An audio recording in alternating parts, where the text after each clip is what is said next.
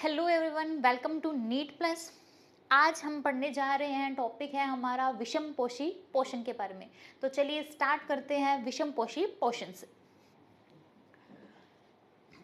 देखिए, हमने पहले वाली क्लास में पढ़ा था कि जो पोषण है वो हमारे पास कितने टाइप के थे।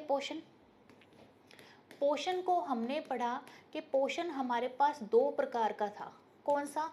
स्वपोषी स्वपोषी पोषण, और दूसरा कौन सा था? विषम पोषी पोषण। विषम पोषी पोषण, जिसमें से स्वपोषी पोषण हमने पढ़ लिया, जिसके एग्जाम्पल क्या आ रहे थे? पेड़ पौधे, यानी कि जो अपना खाना क्या कर रहे थे? भोजन का निर्माण क्या कर रहे थे? स्वयं कर रहे थे। जो अपने भोजन का निर्माण स्वयं कर रहे थे, है ना। अब सेकंड आया हमारे पास क्या? विषम पोषी पोषण। ऐसे जीव जो भोजन के लिए क्या रहेंगे? दूसरों पर निर्भर रहेंगे, यानी कि पेड़ पौधों से अपना खाना ले सकते हैं या किसी अन्य जीव से अपना खाना ले सकते हैं। उसे हमने क्या बोल दिया था? विषम पोषी पोषण। तो हमारे पास आया भोजन के लिए दूसरों पर निर्भर रहने वालों को हम क्या बोलते हैं? विषम पोषी पोषण। अब नेक्स्ट हमें क्या दिया हुआ है? देखिए, जो विषम पोषी पोषण है उसको कितने पार्ट्स में, कितने भागों में बांट दिया। जो विषम पोषी पोषण है वो करने वाले तीन प्रकार की कैटेगरी में डिवाइड कर दिया उसको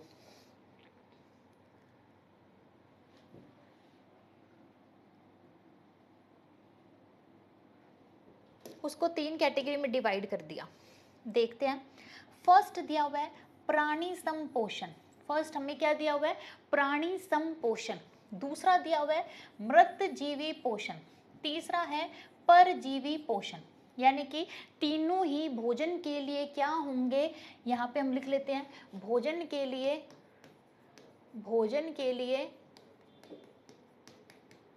दूसरों पर निर्भर। भोजन के लिए दूसरों पर निर्भर, जो भोजन के लिए दूसरों पर निर्भर हो उसे हमने क्या बोल दिया? विषम पोषी पोषण।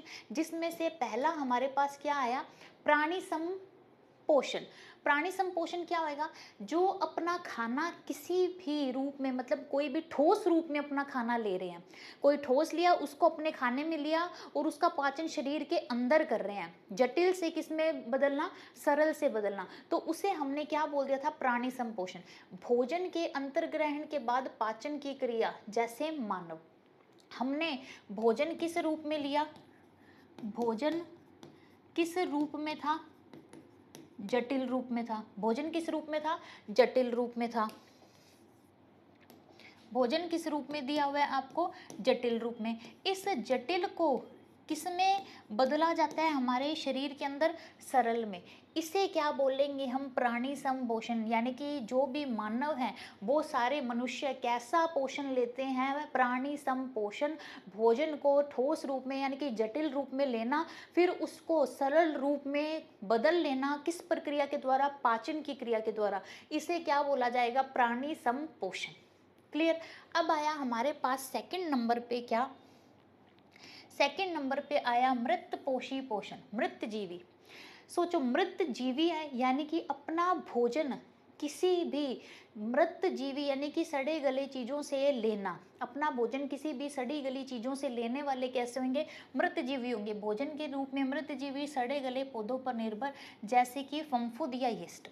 देखिए, हमने कोई भी चपाती या ब्रेड को हमने थोड़े दिन के लिए डब्बे में बंद करके रख दिया। थोड़े दिन बाद उसके ऊपर आपने देखा होगा कि धागे जैसे हरी हरी या वाइट वाइट क्या बन जाती है? एक जाल बन जाता है, जिसे हम क्या बोलते हैं? फफूंद। जिसे हम क्या बोलते हैं? फफूंद। जिसे हम क्या बोलेंगे? फफूंद। यानी कि उसके ऊपर क्या लग जाएगी? फंजाई लग जाएगी।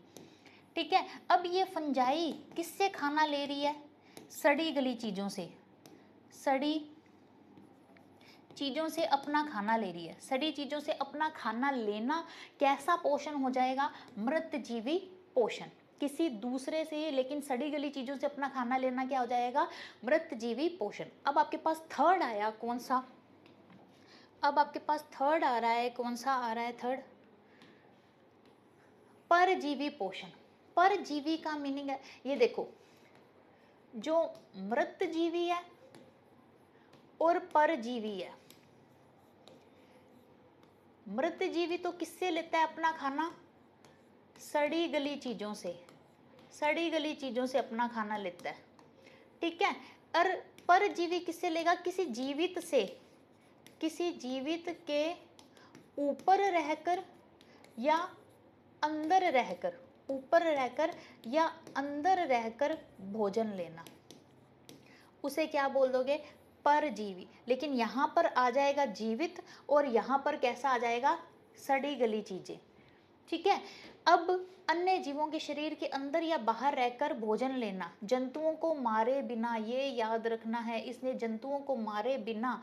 जैसे मच्छर, जैसे मच्छर क्या रहेगा? शरीर के ऊपर रहेगा और क्या करेगा? इंसान का जो खून रहेगा वो चूस लेगा। अब हमें मारता नहीं है वो, लेकिन हम कैसे हैं? जीवित हैं। किसी जीवित के ऊपर रह के, शरीर के ऊपर रह के या शरीर के अंदर रह के अपना खाना लेना उससे, उसे हम कैसा जीवित बोलेंगे? परजीवी पोषण। उसे हम क्या बोलेंगे? परजीवी पोषण बोलेंगे। तो जैसे जूं, जूं सिर के ऊपर सिर के अंदर रहेगी और हमारा क्या करेगी? खून को चूसती रहेगी। जैसे लीच, अगर किसी के शरीर पर लीच चिपक जाए तो उसका सारा खून सक कर लेगी, चूस लेगी। अमरबेल, अमरबेल किसी दूसरे पेड़ पौधे के ऊपर रहकर क्या करेगी? आगे की तरफ बढ़ेगी, अपना पोषण लेगी। तो किसी जीवित के ऊपर रह के खाना लेना, भोजन लेना, परजीवी। किसी जीव, कोई सड़ी गली चीज से अपना खाना लेना, वो कैसा होएगा? मृतोपजी। और खाने को जटिल रूप में लेना, वो कैसा हो जाएगा? प्राणी संपोषण। तो नोट करिए, आपके पास 3 आ गए विषम पोषी पोषण में, प्राणी संपोषण, मृतजीवी पोषण और परजीवी पोषण। 3 प्रकार के पोषण आ गए आपके पास।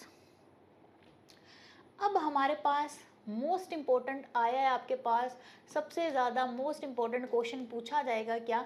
कि अमीबा में पोषण को समझाइए, कि अमीबा के अंदर पोषण कैसा होगा? अमीबा के अंदर आपने पोषण समझाना है। सबसे पहली बात तो अमीबा है क्या? अमीबा एक कोशिकीय प्राणी समपोषी जीव है। कैसा?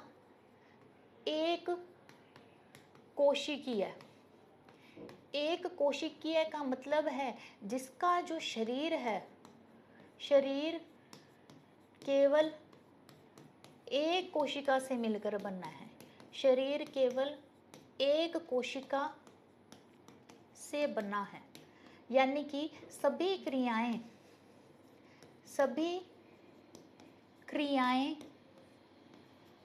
केवल एक कोशिका द्वारा संपन्न। शरीर केवल एक कोशिका से बना हुआ है और जितनी भी सारी क्रियाएं हैं वो सिर्फ उस कोशिका के द्वारा होंगी। अब वही क्वेश्चन आ गया कि सभी प्रक्रियाएं क्या होंगी? तो हम कह सकते हैं पाचन हो गया, उत्सर्जन हो गया, श्वसन हो गया, जनन हो गया। जितनी भी सभी क्रियाएं हैं वो केवल किससे होंगी? सिर्फ एक कोशिका से, ठीक है, क्योंकि ये एक कोशिका है। और ये किस सदस्य का, किस संघ का सदस्य है? तो हमारा आंसर आएगा क्या? प्रोटोजोआ। हमारा आंसर क्या आएगा? प्रोटोजोआ संघ का सदस्य है। अमीबा की आकृति कुछ नहीं होती, कुछ भी हो सकती है इसकी आकृति, यानी कि कोई भी निश्चित नहीं है, यानी कि इसका आकार कैसा होगा? अनिश्चित आकार हो जाएगा। अब ये अमीबा हमें मिलेगा कहाँ? नदियों में, तालाब, झीलों में उपस्थित होगा। ये नदियों में हो सकता है, तालाब में हो सकता है या झीलों में उपस्थित हो सकता है।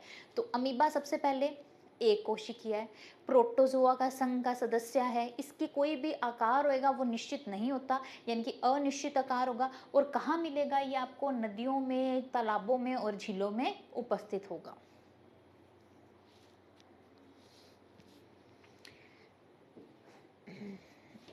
देखिए, मैंने अभी बताया कि जो अमीबा है उसका आकार निश्चित नहीं है। अमीबा किसी भी स्ट्रक्चर का मिल सकता है आपको, अमीबा ऐसा मिल सकता है, ठीक है। अमीबा के ये जो उभरे हुए उंगली नुमा संरचना है, उंगली नुमा संरचना, इस उंगली नुमा संरचना को क्या बोला जाता है? इस उंगली नुमा संरचना को बोला जाता है आभासी कूटपाद। आभासी कूटपाद, इसे क्या बोला जाएगा? आभासी कूटपाद, यानी कि स्यूडोपोडिया। इसे क्या बोला जाएगा, आभासी कूटपाद यानी कि स्यूडोपोडिया। इसकी मदद से ये क्या करता है, आगे की तरफ गमन करता है, आगे की तरफ गमन कर सकता है। फॉर एग्जाम्पल यहाँ पर मानो कोई भी इसके भोजन के कण पड़े हैं, यहाँ पर क्या पड़ा है, भोजन कण पड़ा है, ठीक है। अब इसके अंदर क्या होता है, इसके अंदर एक द्रव होगा, इसको बोला जाएगा कोशिकीय द्रव। इसे क्या बोला जाएगा, कोशिका द्रव। कोशिका द्रव है। इसके अंदर क्या मिलेगा आपको, एक रिक्तिका मिलती है। इसके अंदर क्या मिलेगी आपको, रिक्तिका, फूड वैक्यूल यानी कि भोजन रिक्तिका भी मिलती है इसके अंदर।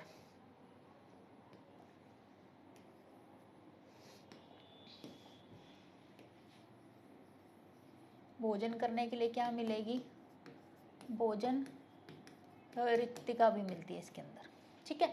अब देखिए जैसे ही यहाँ पे फूड के यानी कि भोजन के कण आए तो ये आगे की तरफ बढ़कर क्या कर लेगा, इसको अपने अंदर ले लेगा, अपने कूटपाद को बढ़ाएगा, अपने कूटपाद को बढ़ा के क्या कर लेगा, अंदर की तरफ भोजन लेने का काम करेगा। फिंगर जैसे हाथों की उंगलियां ऐसे कि आगे की तरफ ये गमन करेगा और उस खाने के कण को क्या कर लेगा, अपने अंदर ले लेगा। तो हम डायग्राम से देखते हैं क्या दिया हुआ है इसके अंदर। इसके बीच में क्या मिलेगा हमें, एक न्यूक्लियस यानी कि केंद्रक। क्या मिलेगा, केंद्रक। इसकी कोई भी डेफिनेट स्ट्रक्चर नहीं होती, अनिश्चित आकार है। बीच में हमें क्या मिल गया, इसका केंद्रक। अब यहाँ पर क्या दिया हुआ है, कोई भी खाने के कण, ये क्या दिया हुआ है, खाद्य कण। कोई भी खाने के कण दिए हुए हैं, ये खाद्य कण है, ये इसका क्या आ जाएगा, केंद्रक। ये इसका क्या आ जाएगा, केंद्रक। ये क्या है इसका केंद्रक, और ये क्या आ जाएंगे इसके खाद्य कण। अब जैसे यहाँ पे खाद्य कण है, ये आगे की तरफ बढ़कर उसके चारों तरफ क्या बना लेगा, अपने कूटपाद बना लेगा और उस खाने को क्या कर लेगा, अपने अंदर ले लेगा। उस खाने को इसने क्या कर लिया, अपने अंदर ले लिया। ये खाने के कण बाहर पड़ा था, इस खाने के कण को इसने क्या कर लिया, अपने अंदर की तरफ ले लिया। और खाना कहाँ चला जाएगा, इसके अंदर चला जाएगा। और खाद्य कण का क्या होएगा, खाद्य कण का क्या करवाएगा, ये पाचन करवाएगा, ठीक है। खाद्य कण का क्या होएगा, लास्ट में पाचन होगा। तो आपके पास ये पूरा चित्र आ सकता है कि अमीबा के अंदर पाचन को समझाइए विद इस चित्र की मदद से, समझे। अब देखिए हम देखते हैं कि पॉइंट में कैसे कैसे दिया हुआ है। सबसे पहले अमीबा, ठीक है, ये अमीबा का क्या आ जाएगा, केंद्रक, और यहाँ पर इसकी क्या आ जाएगी, खाद्य रिक्तिका, और इसके अंदर जो द्रव होगा उसे हमने क्या नाम दे दिया था, कोशिका द्रव, ठीक है। ये अमीबा है हमारे पास। फिर क्या आया, भोजन को पादाब की सहायता से घेरना। अब अमीबा था, अब जैसे यहाँ पे कोई भी कण आएगा खाने का, यहाँ पर कण आया तो इसने क्या किया, ये क्या आया, खाद्य कण। खाद्य कण को अपने आभासी कूटपाद, ये इसके क्या होंगे, कूटपाद, ये कैसे हैं, आभासी कूटपाद से क्या कर लेगा, इस खाने के कण को घेर लिया। अब खाना किस में चला जाएगा, इसकी खाद्य रिक्तिका में। यहाँ पर इसकी क्या पड़ी है, खाद्य रिक्तिका। खाद्य रिक्तिका बना लेते हैं, ये इसकी क्या पड़ी है, खाद्य रिक्तिका। ये इसकी क्या थी, खाद्य रिक्तिका। अब ये खाना नेक्स्ट स्टेप में क्या होगा,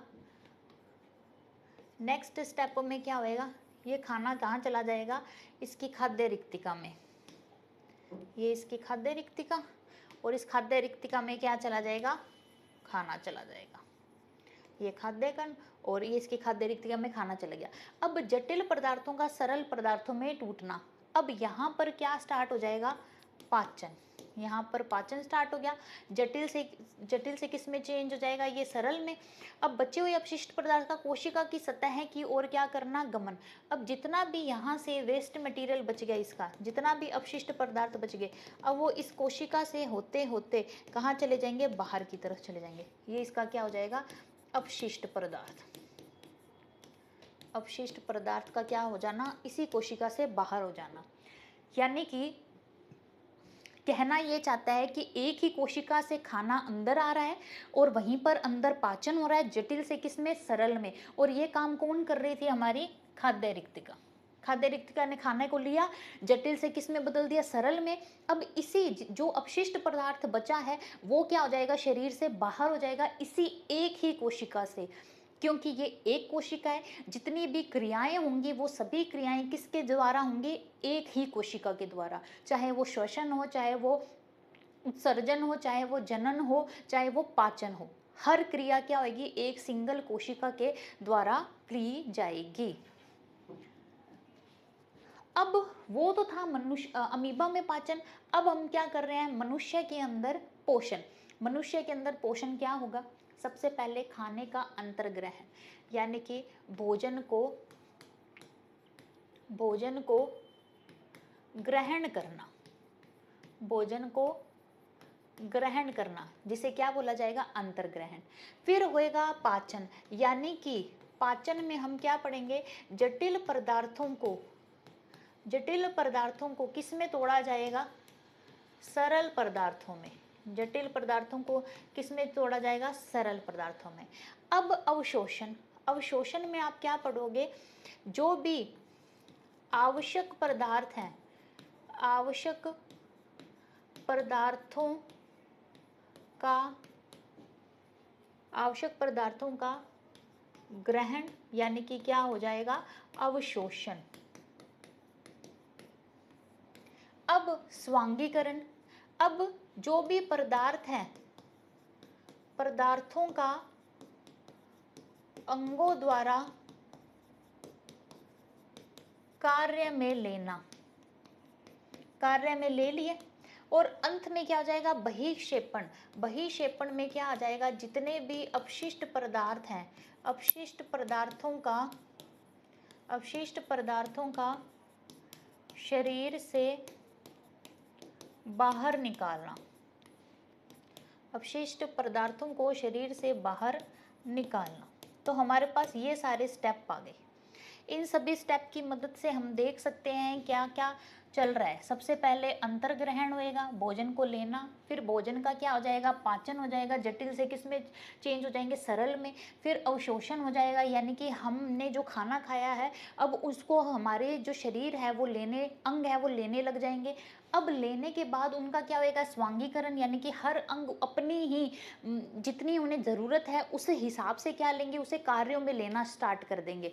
जब सारा अवशोषण हो गया, स्वांगीकरण हो गया, अब जितना भी वेस्ट है, यानी कि जितना भी अपशिष्ट पदार्थ है, उन अपशिष्ट पदार्थों को शरीर से क्या कर देना, बाहर कर देना। उसे हमने क्या बोल दिया, बहिक्षेपण। उसे हमने क्या बोल दिया, बहिक्षेपण। ये टोटल हमारे पास कितने चरण आ गए, 5। अंतर्ग्रहण, पाचन, फिर अवशोषण, स्वांगीकरण और फिर बहिक्षेपण, शरीर से क्या कर देना, बाहर कर देना। अब देखो हमारा पाचन तंत्र क्या काम करता है, हमारा पाचन तंत्र क्या काम करेगा। अगर हम देखें ओवरऑल कि हमारा पाचन तंत्र क्या काम करता है, हमारा पाचन तंत्र जटिल को किस में बदल देता है, सरल में। जटिल को किस में बदल देगा, सरल में बदल देगा। देखते हैं जटिल को। भोजन के जटिल तथा बड़े पोषक पदार्थों का विभिन्न रासायनिक क्रियाओं और एंजाइम की मदद से, किसकी मदद से, जटिल रासायनिक क्रिया व एंजाइम की मदद से। ये याद रखना है कि जितनी भी एंजाइम की मदद से क्या किया जाएगा, सरल और छोटे घुलनशील अणुओं में तोड़ना ही क्या कहलाता है, पाचन। यह तंत्र कार्य करता है, उसे हम क्या बोलते हैं, पाचन। यानी कि देखिए हमारे पास एक इक्वेशन से भी बहुत अच्छे से समझाया हुआ है कि जटिल कार्बनिक पदार्थों को एंजाइम और पाचक रस की मदद से किस में बदल दिया, सरल में। इसे ही क्या बोला जाएगा, हमारा पाचन तंत्र। ठीक है, इसे हमने क्या बोल दिया, पाचन बोल दिया। अब पाचन में जो जो अंग सहायक करेंगे, यानी कि पाचन के अंदर जो जो अंग सहायक करेंगे ये करने में, उससे हमारा क्या बन जाएगा, पाचन तंत्र बन जाएगा। देखते हैं, हमारे पास एक परिभाषा आई है, भोजन को अंतर्ग्रहण करने की प्रक्रिया या सजीवों द्वारा भोजन ग्रहण करना, भोजन को ग्रहण करके इसका उपयोग अंगों की मरम्मत में करना क्या कहलाएगा, पोषण कहलाएगा। ठीक है, अब देखिए ये है हमारा क्या, पाचन तंत्र। हम देख सकते हैं कि पाचन तंत्र में कौन कौन से अंग हमारी मदद करते हैं। हमने खाना खाया किसकी मदद से? मुख। खाना खाया किससे? मुख से। मुख में हमारे क्या प्रेजेंट है? जीवा। और हमारे क्या प्रेजेंट है? दांत, है ना। हमारे मुख में हमने खाना खाया यानी कि अंतर ग्रहण किया, अंतरक्षेपण हुआ, खाना खाया। कौन कौन मदद कर रहे हैं? हमारे मुख। मुख में क्या प्रेजेंट है? जीवा प्रेजेंट है। और क्या प्रेजेंट उपस्थित है? दांत। अब खाना आगे की तरफ बढ़ेगा किसकी मदद से? ग्रसिका की मदद से। किसकी मदद से? ग्रसिका। ये ग्रसिका आ गई। फिर जब खाना आगे की तरफ जाएगा तो हमारे हृदय में जे शेप की एक संरचना मिलेगी जिसे हमने क्या बोल दिया? अमाशय। इस अमाशय के अंदर हमारा खाना क्या रहेगा? 3 से 4 घंटे तक स्टोर रहेगा, संचित रहेगा, खाने का पाचन होगा अमाशय में। फिर उससे पहले हमें ना यहाँ पे डायाफ्राम दिया हुआ है। डायाफ्राम में क्या आएंगे हमारे? इससे ऊपर क्या आ जाएंगे? हमारे फेफड़े। यहाँ से ऊपर क्या है? हमारे फेफड़े, जिसे हम किस में पढ़ेंगे? श्वसन तंत्र में। जिससे हमें किस में पढ़ेंगे? श्वसन तंत्र में पढ़ेंगे। ठीक है। अब देखते हैं आगे क्या हुआ। अमाशय। अमाशय के बाद क्या आएगी? हमारी आंत्र। अमाशय के बाद हमारी क्या आती है? आंत्र। हमारी जो आंत्र है उसे हमने 2 भागों में बांट दिया। एक तो छोटी आंत्र और एक क्या आ जाएगी? बड़ी आंत्र। एक क्या आ जाएगी? छोटी आंत्र और एक क्या आ जाएगी? बड़ी आंत्र आ जाएगी। यहाँ पर फिर सबसे बड़ी हमारी ग्रंथि कौन सी है? यकृत। यकृत क्या होएगी?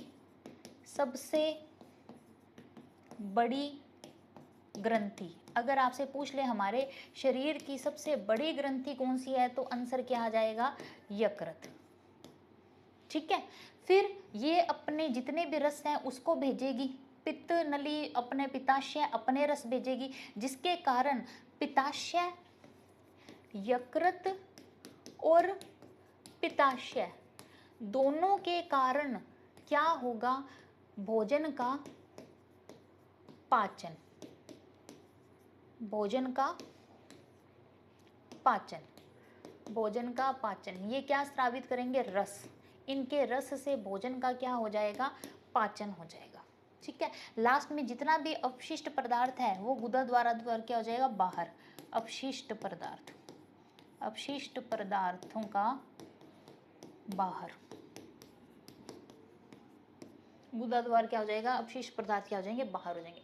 ये बनाएगा हमारा क्या? पाचन तंत्र। देखिए, पाचन तंत्र है उसे 2 भागों में विभाजित कर दिया। पाचन तंत्र में पहला आता है, हम पढ़ते हैं आहार नाल। पहली क्या आएगी? आहार नाल। और दूसरा आएगा पाचक ग्रंथियां। दूसरा क्या आएगा? पाचक ग्रंथियां। तो हमारा जो पाचन तंत्र है, हमारा जो पाचन तंत्र है उसके अंदर 2 भाग दिए हुए हैं आपको। क्या? एक तो आहार नाल, एक आहार नाल और एक क्या दी हुई है? पाचन ग्रंथियां। एक क्या दी हुई है? पाचन ग्रंथियां। तो हमने खाना खाया, स्टेप बाय स्टेप देखते जाएंगे कि हमने जो आहार नाल है वो मुख से शुरू होकर वो मुख से कहाँ तक जाती है? गुदा तक जाती है। मुख से शुरू होकर कहाँ तक खत्म होएगी? गुदा तक। मुख से स्टार्ट होगी, हमने खाना खाया, और लास्ट कहाँ तक जाएगी? गुदा तक जाएगी। वो देखते हैं। सबसे पहले खाना खाया, मुख। मुख के बाद क्या आएगी हमारे पास? ग्रसनी। ठीक है। इस ग्रसनी को हम पढ़ेंगे क्या? कि ये हमारे श्वसन तंत्र में भी और हमारे पाचन तंत्र दोनों में ही मिलती है। हम जब गैसेस का आदान प्रदान कर रहे होंगे तो गैसेस सबसे पहले किस में जाएगी? हमारी ग्रसनी में। और जब हम खाना खा रहे हैं तब भी किस में जाएगी? हमारी ग्रसनी में। तो ग्रसनी हम दोनों में पढ़ेंगे, श्वसन तंत्र में भी पढ़ेंगे और पाचन तंत्र में भी पढ़ेंगे। और एक और बात कि मुख में क्या क्या प्रेजेंट है? मुख में हमारी जीभ है और प्लस क्या मिलेंगे हमें? दांत मिलेंगे। फिर आ गई हमारी क्या? ग्रसनी। ग्रसनी के बाद क्या आएगी? ग्रास नली, यानी कि जिसे क्या बोला जाएगा? भोजन नली। जिसे क्या बोला जाएगा? भोजन नली। आ गई। इस भोजन नली आगे जाके किस में खुलेगी? हमारे अमाशय में। किस में खुलेगी? हमारे अमाशय में, जहां पर भोजन का क्या होगा? पाचन होगा। ये अमाशय अब किस में खुलेगा? हमारी आंत्र में। आंत्र मैंने बताया था सबसे पहले आएगी कौन सी? छोटी आंत्र। फिर आएगी कौन सी? बड़ी आंत्र। छोटी आंत्र और बड़ी आंत्र। ये बड़ी आंत्र आगे जाके किस में खुलेगी? ये बड़ी आंत्र का आखिर वाला भाग बनेगा क्या? मलाशय। और मलाशय आखिरकार खुलेगा किसके अंदर? मल द्वार में, या जिसे हम क्या बोला जाएगा? गुदा। मल द्वार या फिर गुदा में। तो ये आ गया हमारे पास क्या? जो पाचन तंत्र है उसको दो भागों में बांट दिया। एक तो आहार नाल जो कहाँ से शुरू होती है? मुख से शुरू होकर गुदा तक जाएगी। दूसरी क्या आ जाएगी? पाचन ग्रंथियां। 3 प्रकार की हमारे शरीर के अंदर ग्रंथियां मिलेंगी। 3 प्रकार की ग्रंथियां, ठीक है। तो सबसे बड़ी पाचन ग्रंथि में सबसे बड़ी ग्रंथि आएगी हमारे मुख में मिलेगी। हमारे मुख में मिलने वाली कौन सी आ जाएगी? लार ग्रंथि। और फिर आएगी कौन सी? जिसे बोला जाएगा मिश्रित ग्रंथि, जिसे हम पढ़ेंगे अग्नाशय। जिसे हम पढ़ेंगे अग्नाशय ग्रंथि। और तीसरी सबसे बड़ी ग्रंथि हमारे पास क्या आ जाएगी? यकृत। यकृत क्या हो जाएगी? शरीर की सबसे बड़ी ग्रंथि। शरीर की सबसे बड़ी ग्रंथि। शरीर की सबसे बड़ी ग्रंथि कौन सी हो जाएगी? यकृत। ठीक है। तो मुख अभी जल्दी से मेरे साथ साथ याद करेंगे। सबसे पहले आहार नाल क्या होगी? मुख से शुरू होकर गुदा तक जाएगी। तो क्या आ जाएगा? मुख आ जाएगा, ग्रसनी आ जाएगी, फिर हमारी भोजन नली आ जाएगी, जिसे क्या बोलोगे आप? ग्रास नली या फिर भोजन नली, वो खुलेगी अमाशय में। फिर छोटी आंत्र, फिर बड़ी आंत्र। बड़ी आंत्र का लास्ट वाला भाग क्या हो जाएगा? मलाशय। मलाशय किस में खुलेगा? मल द्वार में खुलेगा, या जिसे गुदा भी बोला जाएगा। तो आहार नाल क्या होगी? मुख से शुरू होकर कहाँ तक गई? गुदा तक गई। और फिर लार ग्रंथियां कितनी, सॉरी, पाचन ग्रंथियां कितनी है हमारे पास? 3 प्रकार की पाचन ग्रंथियां हैं। मुख से स्टार्ट करेंगे, लार ग्रंथि, फिर क्या आ जाएगी? अग्नाशय, और तीसरी सबसे बड़ी ग्रंथि कौन सी हो जाएगी? यकृत।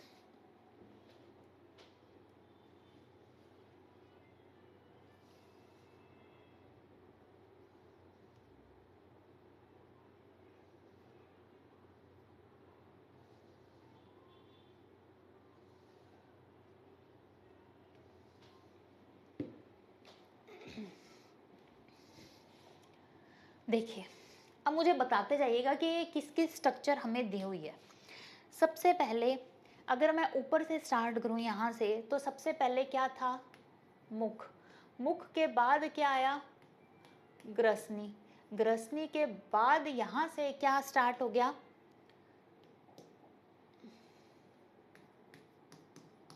ग्रास नली, या जिसे हम क्या बोलेंगे? भोजन नली, है ना। भोजन नली के बाद ये क्या आएगा? अमाशय। अमाशय के बाद ये हमें क्या मिलेगी? आंत्र। छोटी आंत्र, और क्या मिल जाएगी? बड़ी आंत्र। और फिर लास्ट में हमें क्या मिल जाएगा? गुदा या फिर मल द्वार। ठीक है। तो देखिए, यहाँ से जो लंबी पाइप आएगी ये खुल जाएगी किसमें? जे शेप में। जे शेप में हमारा जो अमाशय होएगा वो जे आकार का होएगा। हमारा जो अमाशय होएगा वो जे आकार का होएगा। ठीक है। फिर उसके बाद ये जो वलन वाली दी हुई है आपको, ये आपको क्या दी हुई है? छोटी आंत्र। ये आपको क्या दी हुई है? छोटी आंत्र। इस छोटी आंत्र के यहाँ पर अंदर हमें जो ये फलन दिए हुए हैं, ये हमें क्या दी हुई है? बड़ी आंत्र। और एंड में यहाँ पे जो स्ट्रक्चर दी हुई है इसे हमने क्या बोल दिया? गुदा या मलद्वार बोल दिया। तो ये हमारा आ गया क्या? पाचन तंत्र। ठीक है। ये हमारे पास आ गया मेन क्या? अमाशय और आंत्र। देखिए, अब हमें दिया हुआ है मुख गुहा। हमारे मुख में, यानी कि हमारे मुंह में क्या क्या उपस्थित होगा? हमारे मुख में क्या क्या उपस्थित है? एक तो दांत प्रेजेंट है ना, हमारे मुख में क्या है, दांत है, जीभ है यानी कि जीवा है, और क्या प्रेजेंट है, जबड़े यानी कि जबड़े। तो क्या हो गया, जीभ। जीभ का काम क्या होएगा, क्या देना, स्वाद, यानी कि हमें अलग अलग जैसे तीखे, खट्टे, मीठे, इन सभी का जो अनुभव होगा वो किसके कारण होगा, हमारी टंग यानी कि जीभ के कारण। ठीक है, फिर आ गए हमारे पास क्या, जबड़े देखते हैं पहले। जबड़े क्या होंगे, जबड़े क्या होंगे, सबसे ज्यादा कैसे होंगे, ये कठोर, सबसे ज्यादा क्या होंगे, कठोर मांसपेशियों के बने हुए। कठोर क्या होंगी इसके अंदर, मांसपेशियां, सबसे ज्यादा कठोर क्या होंगी इसके अंदर, मांसपेशियां होंगी। अब बात करते हैं इंपॉर्टेंट किसकी, दांत की। सबसे इंपॉर्टेंट क्या आगे, दांत। दांतों का काम क्या है, भोजन को चबाने का माध्यम, यानी कि जो भोजन के जो टुकड़े हैं, भोजन को सरल टुकड़ों में, भोजन को सरल कणों में विभक्त करने का काम इनका है। यानी कि जटिल से क्या करेंगे, कणों को, जटिल कणों को किस में तोड़ देंगे, सरल कणों में। किस में तोड़ देंगे, सरल कणों में। जटिल कणों को किस में बदल देंगे, सरल कणों में। अब देखिए, आराम से सुनेगा कि हमारे जो दांत हैं वो हमारे पूरे जीवन में कितनी बार आते हैं, हमारे जीवन में आएंगे कितनी बार, 2 बार। हमारे जो दांत हैं वो पूरे जीवन में कितनी बार आते हैं, 2 बार आते हैं। ठीक है, पहले दांत आएंगे बच्चों के अंदर जो दांत होंगे वो क्या होंगे, जिसे हम क्या बोलते हैं, दूध के दांत। वो दूध के दांत आए, वो टूट जाएंगे, टूटने के बाद किस में बदल जाएंगे, स्थाई में। पहले क्या थे, अस्थाई, और बाद में किस में बदल जाएंगे, स्थाई में। तो दांत कितनी बार आए, 2 बार। तो कितने बार के दांत आ जाएंगे हमारे पास, एक बार तो आ जाएगा क्या, स्थाई, और एक क्या हो जाएगा, अस्थाई। अस्थाई दांत को हम क्या बोलते हैं, दूध के दांत। जब छोटे बच्चे में, छोटे बच्चों में पहले आने वाले दांत, छोटे बच्चों में जो पहली बार दांत आएंगे उसे हमने क्या बोल दिया, अस्थाई दांत, यानी कि दूध के दांत, जिसकी नंबरिंग कितनी होएगी, 20, जिसकी नंबर कितनी होएगी, 20। अब ये जब दांत टूट जाएंगे तो उसके बाद नए दांत आएंगे। इनके टूटने के बाद क्या आएंगे, नए दांत आएंगे। इसके अस्थाई बाद में किस में चेंज हो जाएगा, स्थाई में, जिसकी संख्या कितनी हो जाएगी, 32। जिसकी संख्या कितनी हो जाएगी, 32। दूध के दांत कितने थे, 20। अब वो जब टूट जाएंगे फिर जो वापस दांत आएंगे जिन्हें हम क्या बोलेंगे, 32, जो हमारे स्थायी दांत हैं, अगर ये टूट जाएंगे तो फिर से दांत नहीं आएंगे। और हमारे पूरे जीवन में कितनी बार दांत आएंगे, 2 बार। एक बार अस्थाई और उसके बाद वो क्या हो जाएंगे, स्थायी हो जाएंगे। अस्थाई के बाद क्या हो जाएंगे, स्थायी हो जाएंगे। देखिए, अस्थायी दांतों की संख्या कितनी है, स्थायी दांतों की संख्या 20 है। जो स्थायी दांत है वो कितने पर, उनकी संख्या कितनी है, 32। कितने प्रकार के हैं, 4 प्रकार के हैं। कितने प्रकार के हैं, 4 प्रकार के। कृतनक, रदनक, अग्रचवर्णक, अग्रचवर्णक, ठीक है, और चवर्णक। अग्रचवर्णक और क्या हो जाएगा, चवर्णक। अग्रचवर्णक और क्या हो जाएंगे, चवर्णक। तो कृतनक, रदनक, अग्रचवर्णक और चवर्णक। कृतनक, रदनक, अग्रचवर्णक और चवर्णक, 4 प्रकार के दांत हो गए। अब चारों के काम दिए हुए हैं हमें अलग अलग। क्या, कृतनक का काम क्या होगा, कुतरने का, क से कृतनक, क से कुतरने का काम होगा। ठीक है, जो भी हमने खाना खाया। रदनक का काम है उस सारे दांतों को, उन सभी खाने को क्या करना, चीरने फाड़ने का काम करना। और चवर्णक और अग्रचवर्णक दोनों का काम क्या होगा, भोजन को अच्छे से क्या करना, चबाने का कार्य करना। तो हमारे पास दांत कितने प्रकार के हो गए, स्थायी दांत, नंबर कितना है उनका, 30। 4 प्रकार के हो गए, कृतनक, रदनक, अग्रचवर्णक और चवर्णक। कृतनक का काम कतरने का, रदनक का काम चीरने का, अग्रचवर्णक और चवर्णक का काम क्या हो जाएगा, चबाने का, भोजन को क्या करना, चबाने का काम करना। देखिए अब हम ऊपर वाले बात कर रहे हैं, जितने भी हमारे ऊपर वाले दांत हैं वो कितने हैं 16, नीचे वाले दांत कितने हैं हमारे पास 16। तो ऊपरी दांत कितने हैं हमारे पास 16 और निचले दांत कितने हैं, निचले दांत कितने हैं 16। टोटल कितने दांत कितने हैं हमारे पास, स्थायी दांत हैं ये स्थायी दांत हमारे पास कितने हो गए 32। ठीक है, अब देखें ये हमारे ऊपर के जो चार, इसका एक दांत का फॉर्मूला आता है इंपॉर्टेंट, दांत सूत्र। हमारे पास क्या दिया हुआ है, दांत सूत्र दिया हुआ है। अब हम एक बार दांत सूत्र देखते हैं कि दांत सूत्र क्या होगा हमारे पास।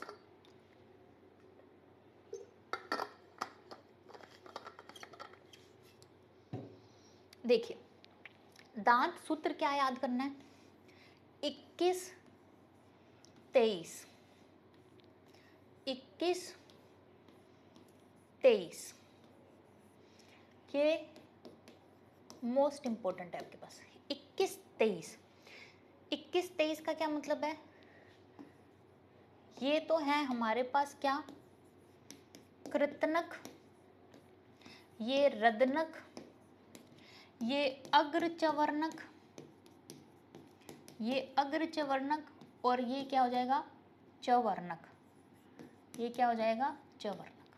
ठीक है, यानी कि टोटल कितने होंगे।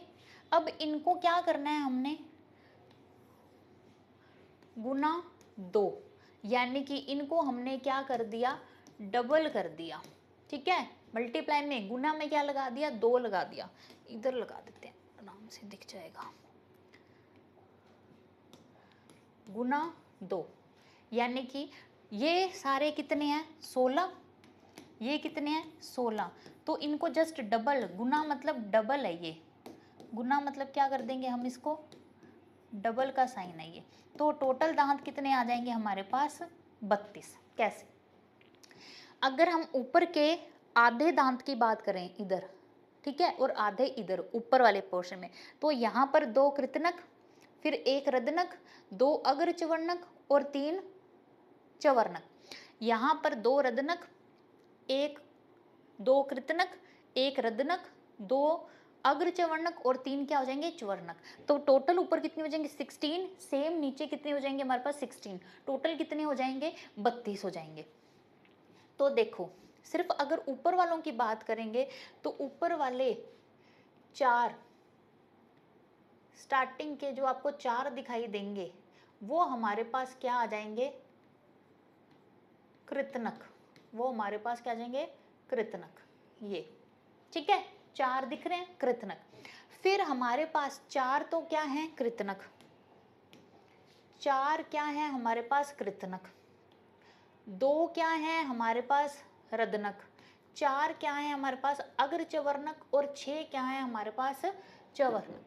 देखते हैं आगे, एक इधर एक इधर, तो ये क्या हो जाएगा हमारे पास रदनक। ठीक है, फिर आया हमारे पास क्या अग्रचवर्णक, 1 2 3 4, ये हमारे पास क्या आ गए अग्रचवर्णक, ये क्या आ गया हमारे पास अग्रचवर्णक। ठीक है, फिर 1 2 3 1, ये हमारे पास क्या आ गए चवर्णक, ये हमारे पास क्या आ गए चवर्णक। तो चवर्णक कितने हो गए 3 3 6, और रदनक कितने हैं हमारे पास 4, कृतनक सॉरी, और रदनक कितने हैं हमारे पास 2, और अग्रचवर्णक कितने हैं 4। तो 4 2 6 6 6 12 12,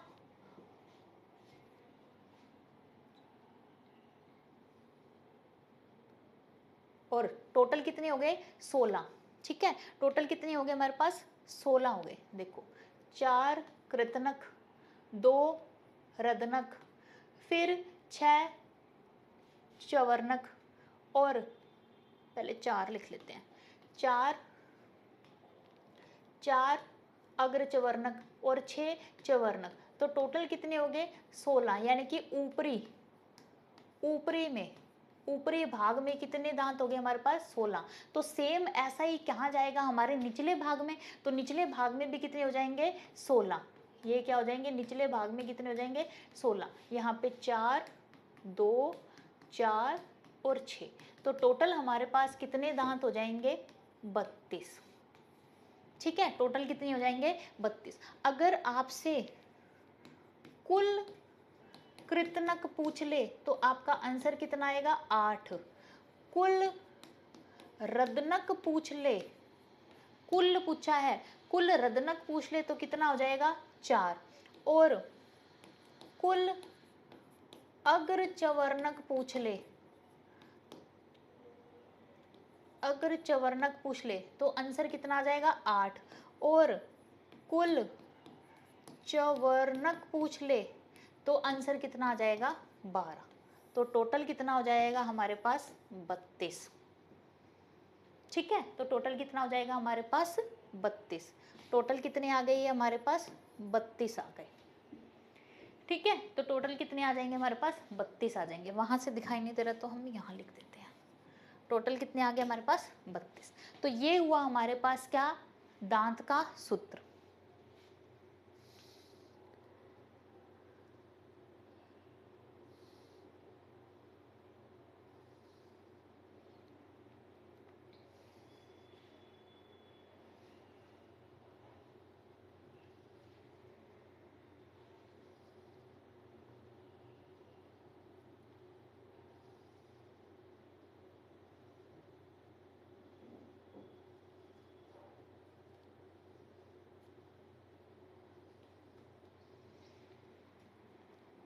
ठीक है, हमारे पास क्या आ गया ये वाले पूरे दांत का सूत्र आ गया। वो याद रखना है आपने 21 23 बटे में 21 23, उसको डबल कर देंगे तो हमारे पास कितने आ जाएंगे 32। यानी कि हमारे अगर टोटल कृतनक पूछ ले तो आपने ये लिखना है टोटल कृतनक 8, टोटल रदनक 4, कुल अग्र चवर्णक 8 और कुल चवर्णक कितने हो जाएंगे 12। ये आ जाएगा हमारे पास क्या हमारा दांत सूत्र। अब देखो ग्रसनी, दांत के बाद क्या आएगी हमारी ग्रसनी। ग्रसनी को हमने 3 भागों में बांट दिया, मुख में खुलने वाली मुख ग्रसनी, फिर नाक में खुलने वाली नासा ग्रसनी, और अंदर की तरफ अदर कठोर पेशियों की तरफ क्या आ जाएगी अधोग्रसनी। मुख ग्रसनी हमें स्वाद बताएगी, नासा ग्रसनी भोजन के चबाने का माध्यम देगी, और अधोग्रसनी किसकी बनी होगी कठोर मांसपेशियों की। तो यह आ गया हमारे पास ग्रसनी। फिर आया हमारे पास ग्रास नली या ग्रसिका नली, जिसे क्या बोला जाएगा भोजन नली, जिसे क्या बोला जाएगा भोजन नली। अब देखो भोजन अंदर की तरफ जाएगा तो जिस गति को क्या बोलेंगे हम कर्मा कुंचन गति। ये नाम याद रखना है हमने, कौन सा कर्मा कुंचन गति। कर्मा कुंचन गति जो क्या करेगी भोजन को आगे की तरफ पहुंचाने का काम करेगी। अब भोजन आगे की तरफ जाता हुआ, यहाँ पर मैंने बताया था हमारे क्या पड़े हैं लंग्स पड़े हैं, और नीचे लंग्स के फेफड़े हैं ये हमारे, ये क्या हमारे फेफड़े, और ये क्या हो जाएगा हमारा डायाफ्राम। ये क्या हो जाएगा डायाफ्राम। और यहाँ पर हमारे पास जे शेप का क्या पड़ा है हमारा अमाशय। यहाँ पर क्या पड़ा है जे शेप का अमाशय। तो यहाँ से खाना होते हुए क्या होएगा वक्ष गुहा से होते तनपुट से, डायाफ्राम को क्या बोलते हैं हम तनपुट। ये क्या हो जाएगा हमारा डायाफ्राम। डायाफ्राम से उदर गुहा के माध्यम से किसमें खुलेगा ये अमाशय में। किसमें खुलेगी ये जाके अमाशय में। एक संकरी नली है जो किसकी लंबाई कितनी दी हुई है हमें 25 मीटर सेंटीमीटर लंबी होएगा ये 25 सेंटीमीटर लंबाई। ठीक है, फिर उसके बाद ये क्या करेगी श्लेष्मा ग्रंथि है, भोजन को क्या बनाती है लसलसा बनाने का काम करती है। भोजन के शीर्ष पर उत्तकों का एक इसके पल्ला होता है जिसे क्या बोला जाएगा एपिग्लोटिस। एपिग्लोटिस का काम क्या होगा, यह भोजन को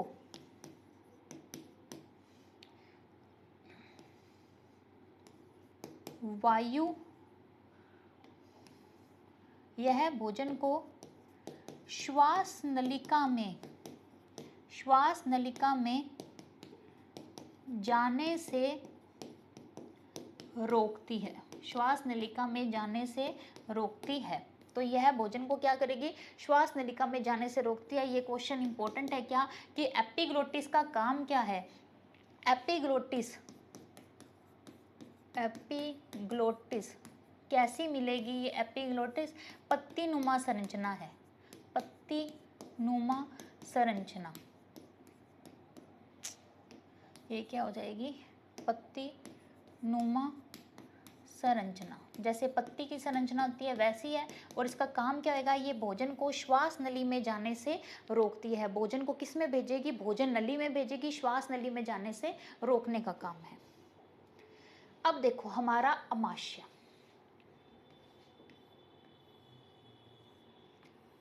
ये है अमाशय।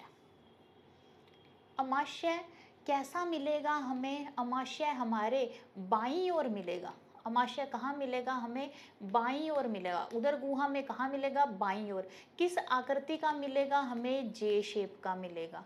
ठीक है, जिसके अंदर भोजन को 4 से 5 घंटों तक भोजन को संचित करके रखा जाएगा। ठीक है, इस अमाशय के कितने भाग आ गए हमारे पास, 3 भाग आ गए। सबसे पहले वाले भाग को हम क्या बोलेंगे, जठरागम। यहाँ बनाते हैं डायग्राम, यहाँ से सही दिखाई देगा।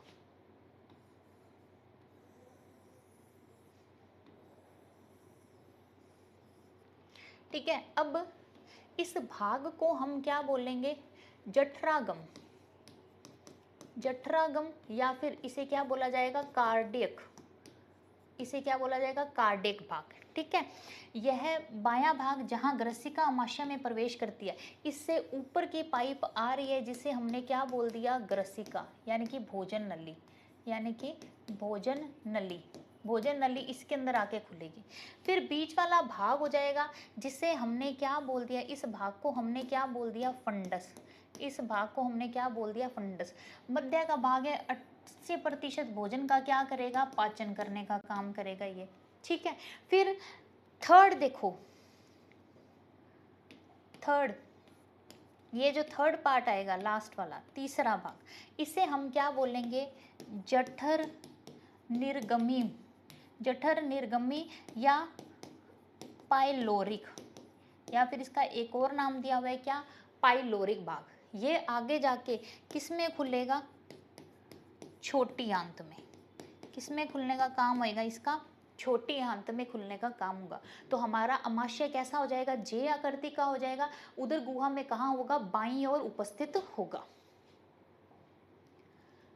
अब कुछ महत्वपूर्ण बिंदु दिए हुए हैं हमें अमाशय से संबंधित। अमाशय में भोजन 3 से 4 घंटे रहता है, जिसमें जठर रस में HCl, पेप्सिन, रेनिन और श्लेष्मा होते हैं। हमारा अमाशय क्या करेगा, हमारा जो अमाशय है वो कुछ क्या करता है, रस स्त्रावित करता है।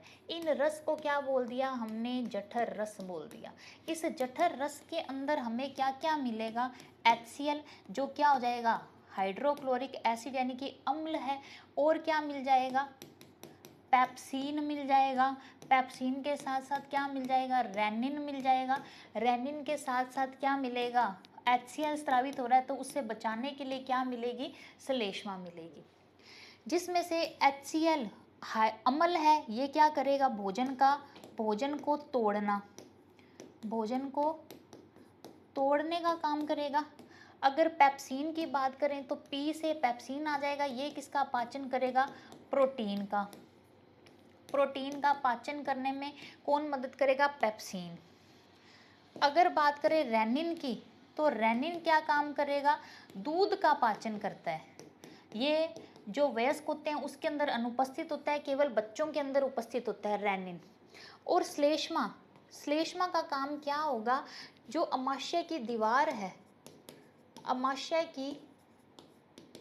अमाशय की दीवार को सुरक्षा देना, किससे, HCl से।